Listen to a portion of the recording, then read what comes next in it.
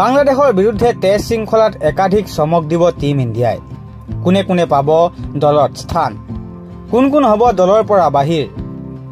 দীৰ্ঘদিনীয়া বিশ্ৰামৰ অন্তত ছেপ্টেম্বৰত বাংলাদেশৰ বিৰুদ্ধে টেষ্ট শৃংখলাত ভাৰতীয় দলে অংশগ্ৰহণ কৰিব। এই শৃংখলাত কোন কোন খেলুৱৈক শৃংখলাৰ বাবে নিৰ্বাচিত কৰা হ'ব সেই সন্দৰ্ভত ইতিমধ্যে জল্পনা কল্পনা আৰম্ভ হৈছে। 19 ছেপ্টেম্বৰৰ পৰা আৰম্ভ হ'ব ভাৰত বনাম বাংলাদেশৰ টেষ্ট শৃংখলা। চুবুৰীয়া দুখন দেশে 2খন টেষ্ট মেচ খেলিব। এই শৃংখলাটোৰ ভাৰতৰ বাবে ICC বিশ্ব টেষ্ট চেম্পিয়নশ্বিপৰ ফাইনেলত প্ৰৱেশৰ বাবে অতি গুৰুত্বপূৰ্ণ হ'ব। একে সময়তে প্ৰশিক্ষক হিচাপে শ্ৰীলংকাৰ বিৰুদ্ধে T20 শৃংখলাত জয়লাভ কৰি এদিনীয়া শৃংখলাত পৰাজয়ৰ সন্মুখীন হ'বলগীয়া হৈছিল গৌতম গম্ভীৰ। বাংলাদেশৰ বিৰুদ্ধে প্ৰশিক্ষক হিচাপে গম্ভীৰৰ প্ৰথমখন টেষ্ট শৃংখলা আৰু এই টেষ্ট শৃংখলাও গৌতম গম্ভীৰৰ বাবে হ'ব এক প্ৰত্যাহ্বান। আগন্তুক কেইটামান মাহত মুঠ 10খন টেষ্ট মেচ খেলিব টিম ইণ্ডিয়াই।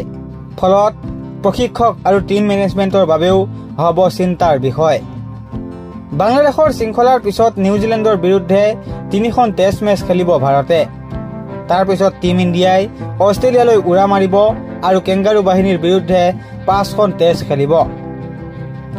5দিনীয়া ফৰ্মেটত মেচৰ চাপৰ কথা মনত ৰাখি বাংলাদেশৰ বিৰুদ্ধে ভাৰতৰ দলত কোনে কোনে সুযোগ পাব সেই সম্পৰ্কে বিশ্লেষণ আৰম্ভ হৈছে।